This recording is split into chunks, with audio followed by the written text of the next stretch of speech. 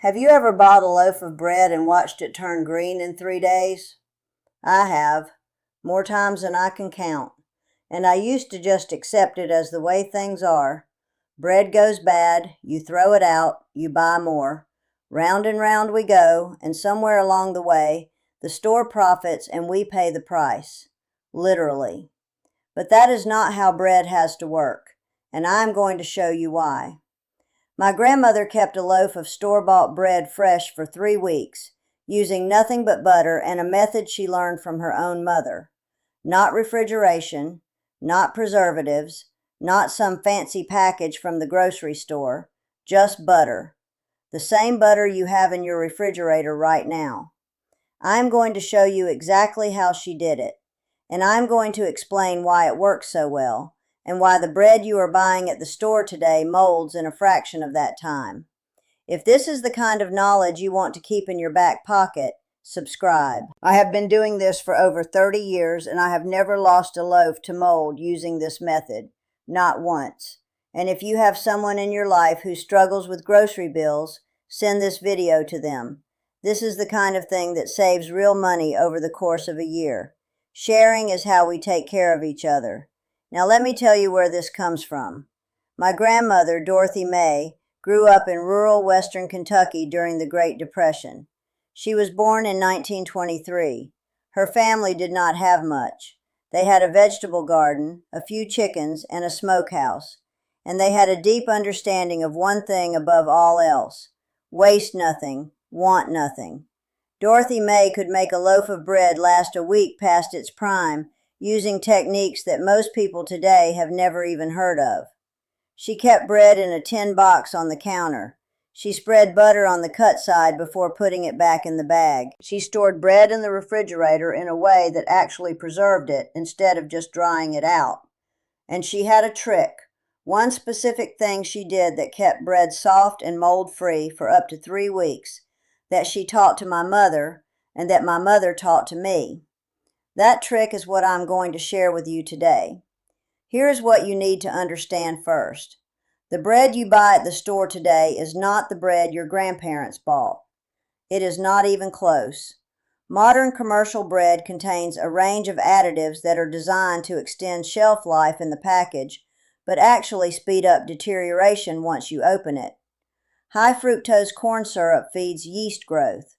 Industrial dough conditioners allow bread to stay soft on the shelf for weeks, but cause it to stale faster after opening.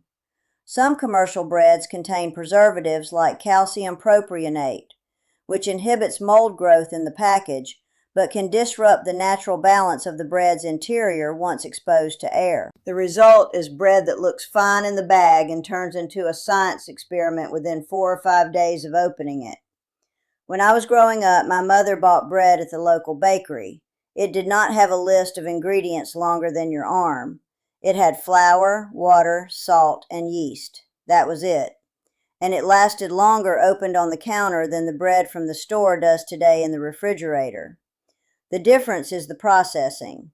Industrial bread is made fast, at high temperatures, with ingredients that are engineered to survive the supply chain, not to survive in your kitchen. The moment you open that bag, you are in a race with mold. And right now, mold is winning. So let me tell you what we do on the homestead to change that equation. The secret is simple, but like most simple things, it only works if you do it right. Here is the method. We spread a thin, even layer of butter on both cut faces of the loaf. Not a thick layer, not a thin crust. A thin, uniform coating that covers the entire cut surface of the bread. That is it. That is the entire trick. But there is a specific way to do it that matters more than people think. Take your loaf. Cut a slice off one end if you have not already. Set that slice aside. Make a sandwich with it later. Do not let it go to waste. Now look at the cut face of the bread. You can see the crumb structure, all those little holes. That surface is where moisture escapes and where mold spores land and grow. What you are going to do is coat that surface with a layer of butter that seals it. Use a butter knife. Take your butter, real butter, not margarine, not spread, and spread it evenly across the entire cut face of the loaf. Make sure you get into the corners and along the edges. The layer should be thin enough that you do not see a pool of butter sitting on top.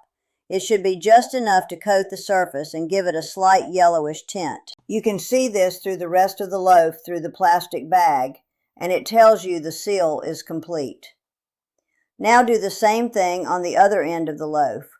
Cut off a slice or just spread butter on the other cut face if the loaf was already cut. Either way, both exposed surfaces get the same thin coating of butter. Then place the loaf back in its bag, squeeze out as much air as you can, fold the bag closed, and store it. That is all you do. Now here is why this works. Butter is mostly fat. Fat and water do not mix. When you coat the cut face of bread with butter, you are creating a moisture barrier. Bread goes stale and molds primarily because of moisture loss at the cut surface and because of microbial activity that requires certain levels of water activity to function. Butter sits on top of that surface and slows both processes down dramatically. The bread still dries out eventually, but instead of 3 days, you get 3 weeks. And instead of mold growing in 5 days, you do not see mold for weeks. This is not a new idea. This is a centuries-old technique. My mother-in-law, Opal, who I mentioned earlier, used to do this on her farm in Indiana in the 1940s and 1950s.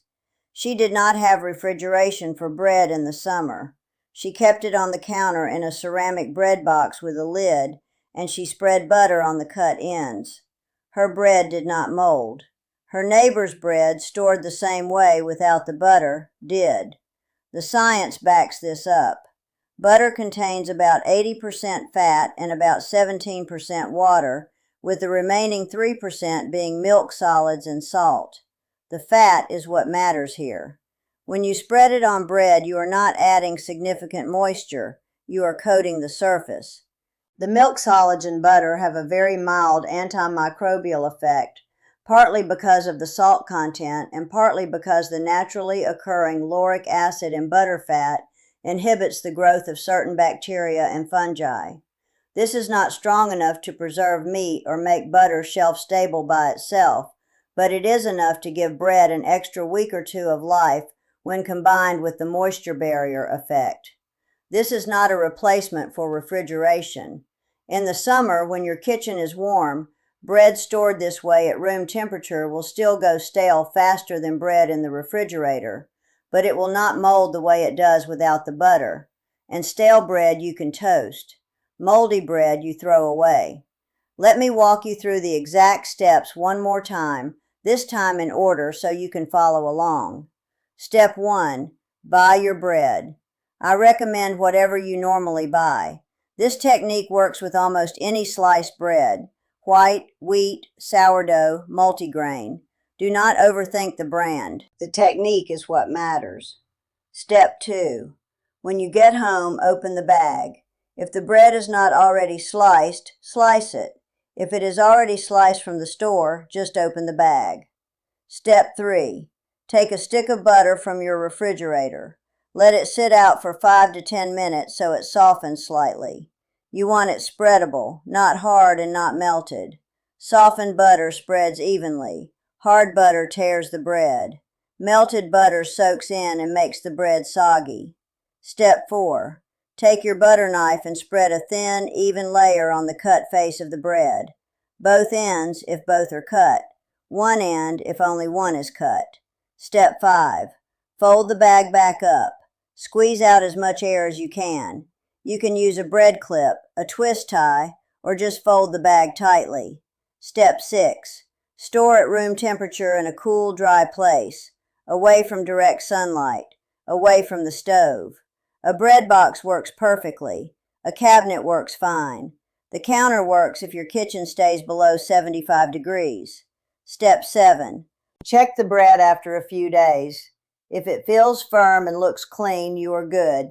If you see any softening or any sign of moisture, move it to the refrigerator.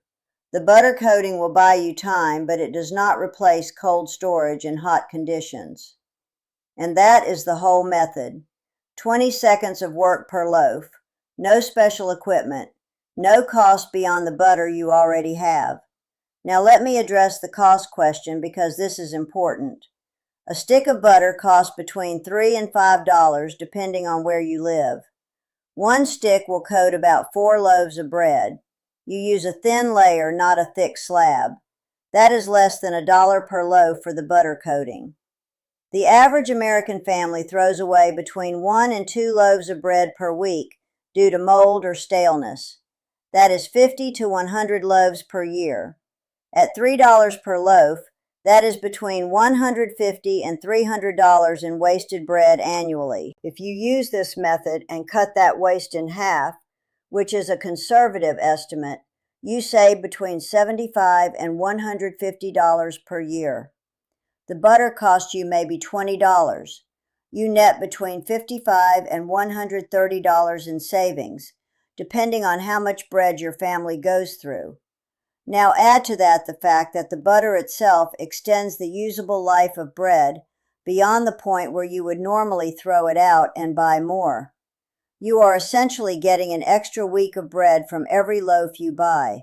That is free bread. That is bread you did not have to purchase because you made what you had last longer. I want you to sit with that number, because most people do not think about bread waste. They think about vegetables wilting and fruit going soft. But bread is one of the most wasted items in the American home, and it is also one of the easiest to prevent. Let me tell you what we do on the homestead. We buy bread in bulk on sale, 2 or 3 loaves at a time when the price drops. We butter the cut ends immediately when we get home. 1 loaf stays on the counter in the bread box. The other 1 or 2 go into the refrigerator in their bags, butter side in. We use the counter loaf first. It stays freshest at room temperature. And when it runs out, we move to the refrigerated loaves. This system works for us every single week. My husband Earl and I go through 1 to 2 loaves per week. Before I started using this method, we were throwing away half a loaf every week without even thinking about it. Now we do not throw bread away, not because we are careful people, though we are, but because the method does the work for us. Earl grew up on a farm in Ohio. His mother did not use this exact technique, but she kept a butter dish on the counter and spread butter on bread every time she cut a slice. She told him it kept the bread from drying out. She was right. It also kept it from molding. Earl thought that was just how everyone stored bread. When he moved out and lived in an apartment and got bread from the grocery store, he kept doing it, and his bread lasted longer than his roommates. He did not know why, but he knew it worked. He taught me that when we got married, and I taught myself the rest through trial and error over 30 years of cooking and preserving food. What I know now is that the butter method works better than anything else I have tried for keeping bread fresh at room temperature. Nothing else comes close. There are people who will tell you to store bread in the refrigerator to extend its life. That is not wrong, but it is incomplete advice. Refrigeration slows mold growth but accelerates staleness. Bread in the refrigerator goes stale 2 to 3 times faster than bread at room temperature because the cold air is dry and pulls moisture out of the crumb. Refrigerated bread is also harder to slice cleanly, and most people do not want to eat cold bread. They want to toast it or make a sandwich with bread that feels like it just came from the bakery. The butter method lets you keep bread at room temperature where it stays soft and pleasant, while still slowing mold growth enough to give you 3 solid weeks of use. Let me talk about which breads this works best with, because there are some differences worth knowing. White bread and soft wheat bread respond beautifully to this method. The butter coating seals the cut surface, and the crumb stays soft for longer. You can keep a white loaf for 3 weeks with no mold and minimal staleness. Sourdough and artisan breads with open crumb structures are a different story. The larger holes in these breads mean more surface area exposed to air, and the lower hydration of the crumb means they dry out faster. The butter helps, but these breads are better kept for 1 to 2 weeks maximum using this method. For longer storage, Freeze sourdough and artisan breads. Slice them first, then freeze in a Ziploc bag and toast slices as you need them. Multigrain and seed breads have more oil in them from the seeds and grains. They tend to go rancid before they go moldy if stored at room temperature for too long. For these, I recommend buttering the cut ends and using within 2 weeks, or refrigerating after 1 week. Any bread with added fruits, nuts, or other perishables should be stored in the refrigerator after 3 to 4 days, regardless of the butter treatment. The fruit content changes the moisture profile and makes the crumb more hospitable to mold. For everything else, standard white, wheat, potato bread, honey bread, butter bread, the butter method works like a charm. Now let me address the storage tip that most people overlook, and it is not about the bread itself. It is about the environment. Bread stored in a closed plastic bag on a warm shelf above the stove will mold in 3 days, even with butter on it. Bread stored in a bread box or a cool cabinet at room temperature will last 3 weeks with butter on it. The difference is airflow and temperature. Your bread box does not need to be fancy. It does not need to be expensive. It just needs to be clean, dry, and cool. A ceramic bread box with a lid keeps light off the bread and holds humidity at a level that prevents the bread from drying out too fast, while still allowing enough airflow to prevent condensation from building up inside the box. If you do not have a bread box, a cabinet works fine. Put your bread in its bag, fold the bag closed, and put it in a cabinet that does not get direct sunlight and does not get hot. If your kitchen stays below 75 degrees, this is enough. If your kitchen runs hot, above 80 degrees in the summer, move the bread to the refrigerator after the first week. The butter method extends life at room temperature, but it does not override physics. Heat accelerates everything: moisture loss, staleness, and mold growth. The cooler you keep it, the longer it lasts. One more thing while we are on the subject of storage. If you buy bread and you know you will not use the whole loaf within a week, do the butter treatment immediately. Do not wait until you see it starting to dry out. The butter works best as a preventive measure, not a rescue operation. By the time bread shows visible drying or early mold formation, the butter can slow it but not stop it. Think of it like sunscreen. You put it on before you go out in the sun, not after you are already burned. The butter goes on the bread when the bread is fresh. I want to circle back to something I said earlier because I think it matters beyond just the technique. The fact that we have forgotten how to keep bread fresh is not an accident. The industrial food system has a vested interest in you throwing food away and buying more.